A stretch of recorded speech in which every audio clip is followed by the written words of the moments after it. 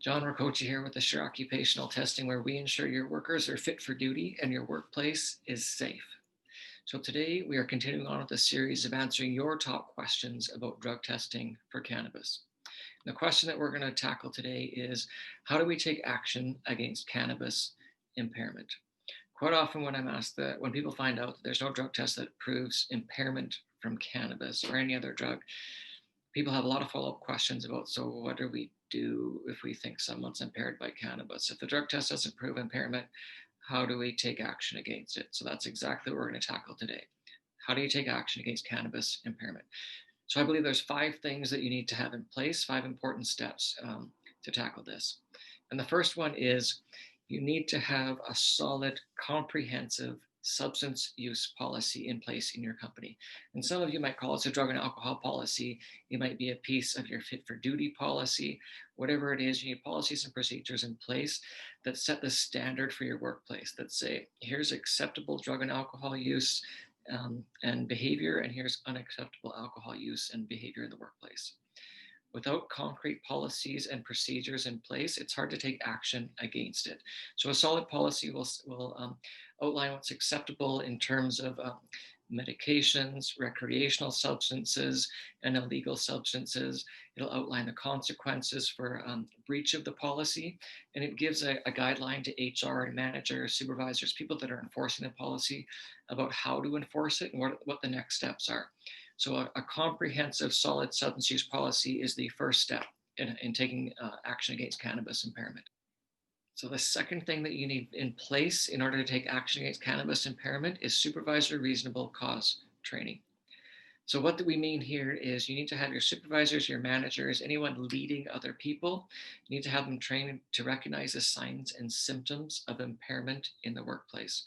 So Construction Owners Association of Alberta, Energy Safety Canada, the Canadian Model for Providing a Safe Workplace, Department of Transportation, all of those organizations recommend and require minimum 2 hours training for all your supervisors in recognizing signs and symptoms of drug and alcohol use in the workplace. So this is all about preventative measures. You want to catch impairment before an incident happens. Catch it before there's an injury to a worker, to other people, to equipment, to the environment. This is all about prevention. So train your supervisors to recognize impairment. Number 3 is once those supervisors recognize potential impairment or potential impairment, they need to complete a reasonable cause report form. So this is just a 1 or 2 page document where your supervisors are writing down quantifiable, observable facts. They do a head-to-toe assessment of the person in question who's displaying signs of impairment. And this is a place where they're documenting everything that they're seeing, that they're hearing, place to document what witnesses have reported. So this is where you're putting it on paper. If you don't document it, you're missing out on a key component of taking action against impairment. So this isn't a place to document thoughts and feelings. It's a place to document facts, observable facts. Write it down. A trained supervisor completes it. They sign it. You get another, preferably a trained supervisor, to sign it as well. Even if they're not, you still want a second person. At least two supervisors, 2 leaders should be completing this form and signing it together. So that's the third one, a reasonable cause report form. The fourth piece in taking action against cannabis impairment is you need to drug test. You need to drug test according to industry standard, industry accepted cutoff levels.